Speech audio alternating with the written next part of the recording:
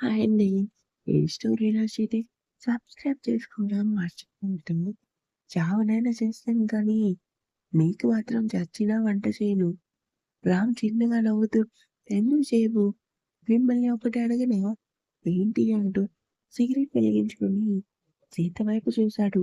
ఎప్పటిలానే కోపంగా చూసింది సీత. లుక్ మార్చి మ్యాటర్ చెప్పు. సీత భయంగానే తన చేతిలో ఉన్న ఫోటో రామ్‌కి చూపిస్తూ, ఈ అమ్మాయిని ఎవరు చంపారు? సీత చేతిలో ఉన్న ఫోటో చూడగానే రామ్ షాక్‌గా చూసి, అంతలోనే చిన్నగా నవ్వి, మొత్తానికి రూమంతా సెర్చ్ చేశావన్నమాట. మరి మీరు ఎందుకు నన్ను పెళ్లి చేసుకున్నారో నేను తెలుసుకోవాలి కదా! ధైర్యంగానే అడిగింది మన సీత. సిగరెట్ దమ్ములాగి, నీలో నాకు నచ్చింది నీ ధైర్యం పిల్ల. 6 అడుగుల మగాడిని, పైగా ఫేమస్.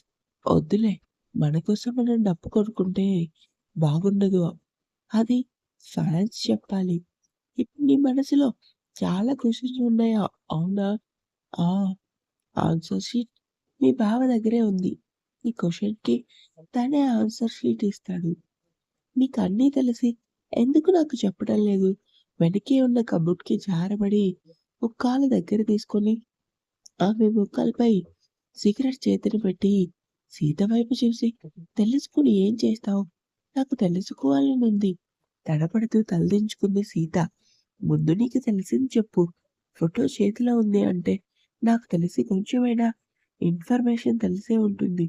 ఎందుకంటే పైకి కనిపించని ముదురువి నువ్వు. మన పిల్ల ఎప్పట్లానే సీరియస్‌గా చూసింది. కోపంగా చూడకు. రామ్‌తో మాట్లాడిన దగ్గర ఉండాలన్నా చాలా జాగ్రత్తగా ఉండాలి. చెప్పు, ఏం తెలుసుకున్నావు? ఈ అమ్మాయి పేరు తన్వి. మీ మరదలు. ఎవరినో ప్రేమించిందంట కదా! కానీ తనని అలా చేసి అంటూ రామ్ కళ్ళలో చూసింది. అప్పటికే అతని కళ్ళు ఎర్రగా మారిపోయాయి. ఏదో బాధ, ద్వేషం అన్నీ అతని చూపుల్లో తెలుస్తున్నాయి. అతని కళ్ళలోకి చూడాలంటేనే సీతకి భయమేసింది. ఏమైంది? ఎందుకో చీటికి మాటికి సీతపై కోపం చూపించడం కరెక్ట్ కాదనిపించింది. నిన్నొకటి అడుగుతాను, నిజం చెప్పు. నీకు తెలిసిందే చెప్పు. ఏంటి రాంగారు? తన్వి ప్లేస్‌లో మీ అక్క కానీ, చెల్లి కానీ అటువంటి పరిస్థితి వస్తే ఏం చేస్తావు? చంపేస్తాను. ఎంత కోపంగా చెప్పింది సీత. నీలోని శాడిజం ఉంది సీత, కానీ నేను చంపలేదు. అదేంటి? చంపకుండా అలా ఎలా వదిలేస్తారు? తన్వికి ఎంత నరకం చూసుంటుంది. అయినా చంపిన వాడెవడో మీకు తెలుసా? తెలుసు అంటూ సీత కళ్ళలోకి చూశాడు. తెలిసి కూడా అతన్ని శిక్ష వేయకుండా ఎలా వదిలేశారు? శిక్ష వేశాను. వాడు అనుభవిస్తున్నాడు. ఒకసారి చంపితే బాధ తెలీదు కదా! అందుకని జీవితాంతకాలం నరకం చూసేలా శిక్ష వేశాను. అవునా? ఏం వేశారు? ఏం వేశానో వాడికి తెలుసు కానీ, ముందు వెళ్లి వంట చెయి. ఆకలేస్తుంది. సీత కోపంగా, నేనడిగిన దానికి మీరు సమాధానం ఇవ్వలేదు. ఏంటి? ఎందుకు మీరు నన్ను పెళ్లి చేసుకున్నారు? ఒకటి అడుగుతాను, నిజం చెప్పు. ఏంటి? అప్పటికే సీతకి ఓపిక నశించిపోయి విసుగొచ్చేసింది. నీ మెడలో 3 ముళ్ళు వేశాను కదా! అప్పుడు నీ పక్కన మీ బావ ఉన్నాడు కదా! ఆ! ఉన్నాడు. ఎందుకు నన్ను ఆపలేదు? సీత కోపంగా, నువ్వే కదా బెదిరించి మరీ నన్ను పెళ్లి చేసుకున్నావు. మళ్ళీ ఎందుకు ఆపలేదని అడుగుతావేంటి? సీత ముఖం చూసి రామ్‌కి ఎంతగానో నవ్వొచ్చింది. నవ్వాపుకొని, నిజంగా బావ నిన్ను మనస్ఫూర్తిగా ప్రేమిస్తే ప్రాణాలకు తెగించైనా పెళ్లి ఆపాలి కదా! అవునా కాదా? అవును అంటూ ఆలోచిస్తూ, ఇదిగో నువ్వు మాటలతో బురిడి కొట్టకు. ముందు నన్ను ఎందుకు పెళ్లి చేసుకున్నారో చెప్పండి. అసలు నేనంటే అంత ఎందుకు కోపమో చెప్పండి అంటూ భారంగా రెప్పలు మూస్తూ తెరుస్తుంది. రామ్‌కి సీత పరిస్థితి అర్థమైంది. వెంటనే ఆమెని 2 చేతుల్లోకి ఎత్తుకున్నాడు. ఏయ్! నన్ను ముట్టుకోవద్దు అన్నది కదా! ఎందుకు ముట్టుకున్నావంటూ కోపంగా అరుస్తూనే నీరసంలో రాము ఎదపై వాలిపోయి, చెప్పు, ఎందుకు కోపంగా ఉన్నావు? చెప్పు రామ్ అంటూ కలవరిస్తుంది. రామ్ ఆమెను బెడ్‌పై పడుకోబెట్టి ఆమె పక్కనే కూర్చున్నాడు. భారంగా కళ్ళు తెరిచి, ఒక ఆడపిల్ల ఇంతలా బాధపెడుతున్నావు కదా! నా ప్లేస్‌లో తండ్రి ఉంటే మీరు ఇలానే నరకం చూపిస్తారా? చెల్లుమని కొట్టినట్లు అనిపించింది రామ్‌కి. చెప్పండి, ఇలానే బాధ పెడతారా? సీత రామ్ చేతిని గట్టిగా పట్టుకొని, ఒకే ఒక కారణం చెప్పండి. ఎందుకు నన్ను పెళ్లి చేసుకున్నారో? ఇంకా మిమ్మల్ని నా ప్రశ్నలతో విసిగించను. నీకన్ని సమాధానాలు చెప్పాను సీత. బాగా ఆలోచించంటూ పైకి లేవబోతుంటే సీత రామ్ చేతిని వదల్లేదు. ఏడుస్తూ చెప్పొచ్చు కదా! ఆమెను చూడగానే రామ్‌కి బాధగా అనిపించింది. నిన్నటి నుంచి తిండి తిప్పల్లేక ఆమె మొహమంతా పీక్కుపోయి నీరసంగా ఉంది. పెళ్లి మండపంలో ఆమె ముఖంలో ఉన్న కళ, సంతోషం ఇప్పుడు ఏమీ లేవు. ఒక్క బాధ తప్ప. చెప్పండి, ఓపిక తెచ్చుకొని రామ్‌ని బతిమిలాడుతూనే ఉంది. ప్రేమగా ఆమె తల నిమిరి, ప్లీజ్ రా, ఇంక నన్నడక్కు. నువ్వలా అడుగుతుంటే నాకింకా కోపమొస్తుంది. సీతారాం చేతిపై కొడుతూ, నేనేమైనా పిచ్చిదానిలా కనపడుతున్నానా? కోపమొస్తే గట్టిగా డాబర్‌మ్యాన్‌లా నా మీద అరుస్తావు కదా! ఎందుకలా గుడ్లప్పగించి చూస్తున్నావు? నాకు తెలుసు నువ్వు బాధపడుతున్నావు. కానీ చెప్పడం లేదు. రాక్షసుడివి నువ్వు అంటూ ఏడుస్తుంటే రామ్ నవ్వుతూ, తింగరదానా, ఛాన్స్ ఇవ్వాలే కానీ నన్ను ఫుట్‌బాల్ ఆడుకుంటావంటూ సీత దగ్గరగా వచ్చి, నువ్వు తింగరదానివే. ఒకసారి నా మాటల్ని బాగా ఆలోచించు. తన్వి చనిపోవటానికి నీ పెళ్ళికి చాలా లింక్ ఉంది. ఏంటి లింక్ అంటూ రామ్ మొహం చూస్తూనే నిద్రలోకి జారుకుంది. రామ్ అలానే సీత ముఖం చూశాడు. ఈ పిల్లకి దేవుడు కోపం ఎక్కువ ఇచ్చాడు కానీ బుర్ర మాత్రం తక్కువ ఇచ్చాడు. అర్థమయ్యేలా చెప్పినా కూడా పదే పదే అడుగుతుంది అంటూ విసుగ్గా చుట్టూ చూసి సీత మొహం చూశాడు. నిద్రలో ఆమె మొహం ఎంతో క్యూట్‌గా ఉంది. ఇప్పటికి వచ్చి ఎవరు నన్ను తిట్టను కూడా తిట్టలేదు. చివరికి శౌర్య కూడా ఇది మాత్రం డాబర్ మ్యాన్ రాక్షసుడు అంటూ నోటికొచ్చిందల్లా తిడుతుంది అంటూ పటాపటా పళ్ళు నూరుకున్నాడు. తిట్టడం ఏంటి? కొడతాను కూడా. నిజంగా రాక్షసుడివి. తిండి తిప్పలు లేకుండా చీకటి గదిలో ఉంటే రాగానే సారీ చెప్పడం మానేసి నా మీద అరిచావు. మరి నేను డాబర్ మ్యాన్ అనక జెంటిల్ మ్యాన్ అనాలా? నిద్రలోనే రామ్‌ని తిడుతుంది సీత. సీత మాటలకి కోపమొచ్చినాయి. అంతలోనే నవ్వుకొని అంటూ ఒక్కసారిగా ఆమె ఫేస్‌పై గాలి వదిలాడు. సీత అలానే పడుకుంది. వెంటనే పైకి లేచి టవల్ తీసుకొని వాష్‌రూమ్‌కెళ్ళాడు. కాసేపటికి ఫ్రెష్ అయ్యి రెడీ వచ్చి కిచెన్ రూమ్‌కెళ్ళాడు. మొదటిసారి అయ్యగారు కిచెన్ రూమ్‌కి రావటం, దేవుడా! అది చూసి తిండి తిప్పలు మానేసి శుభ్రంగా నిద్రపోతుంది. ఇప్పుడు నేను వంట చేయాలా? కానీ నాకు వంట రాదే. బయట ఫుడ్ నాకు అస్సలు పడదు. ఇప్పుడేం చేయాలి? అనుకుంటూ ఫ్రిడ్జ్ ఓపెన్ చేశాడు.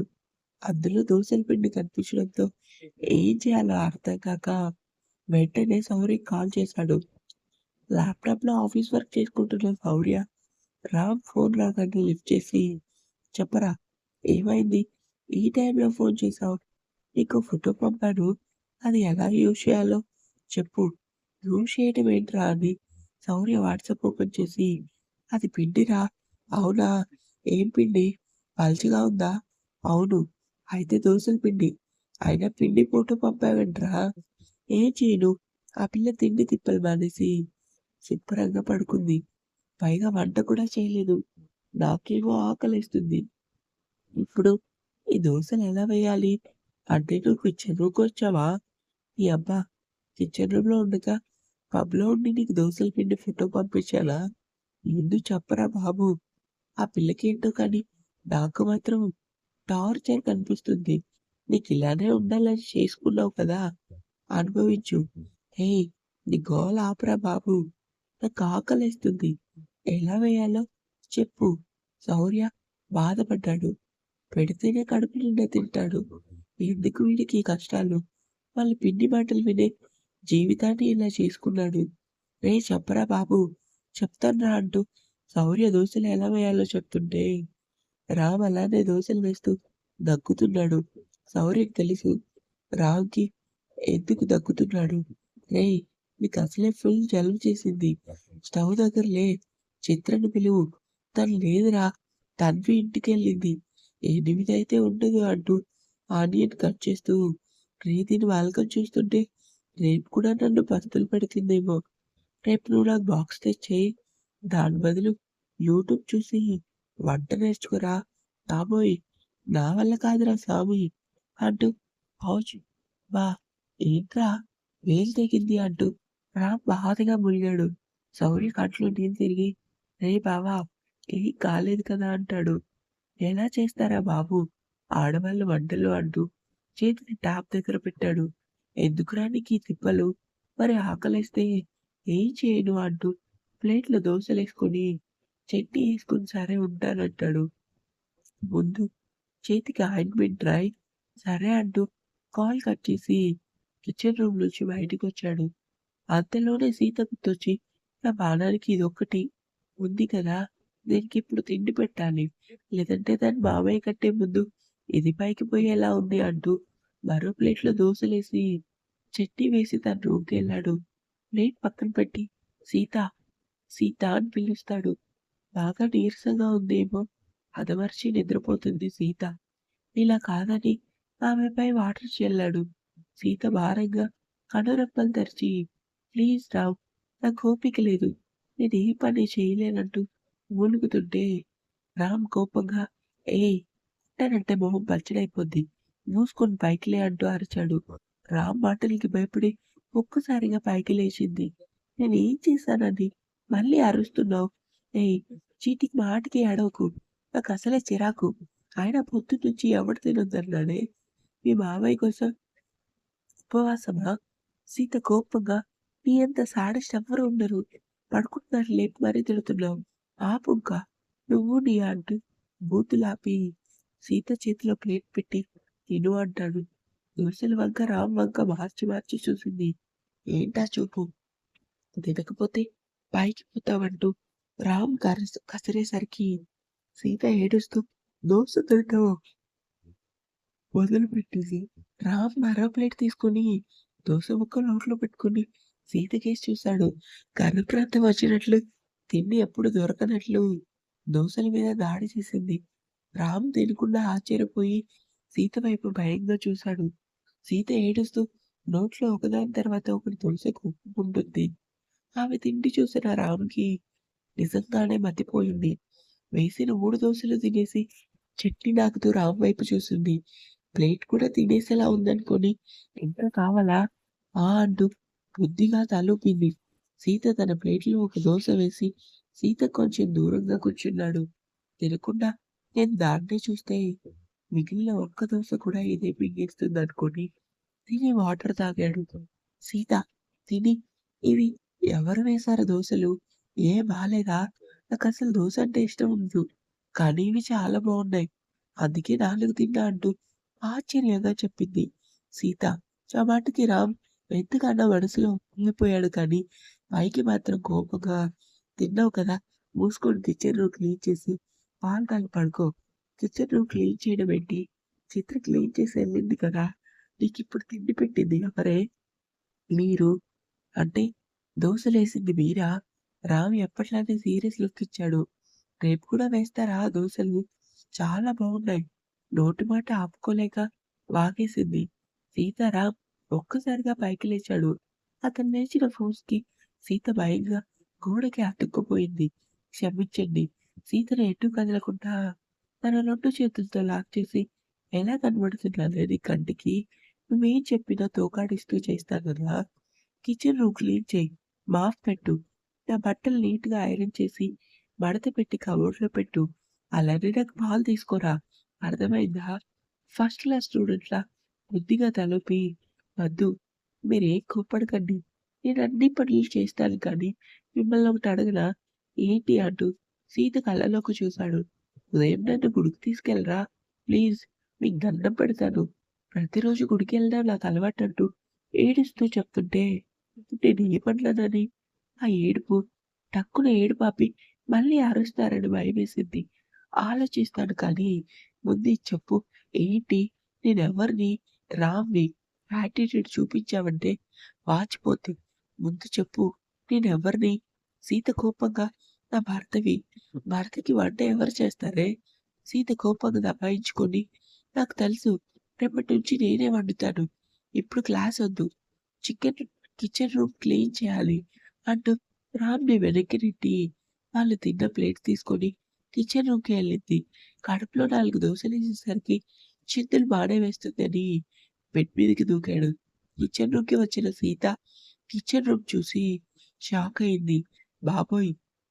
ఈయనేంటి కిచెన్ రూమ్‌ని ఇలా చేశారు అంటూ ఏడుపు మొహం పెట్టుకొని చుట్టూ చూసింది. అన్నీ చెల్లాచెదురుగా ఉండడం చూసి ఇది క్లీన్ చేసేసరికి గంట పడుతుంది. బుద్ధి తక్కువయ్యి కావాలనే వంట చేయలేదు. అందుకిది శిక్ష అంటూ ఏడుపు మొహం పెట్టుకొని చీపురు కట్ట తీసుకుంది. ఇంకా ఉంది.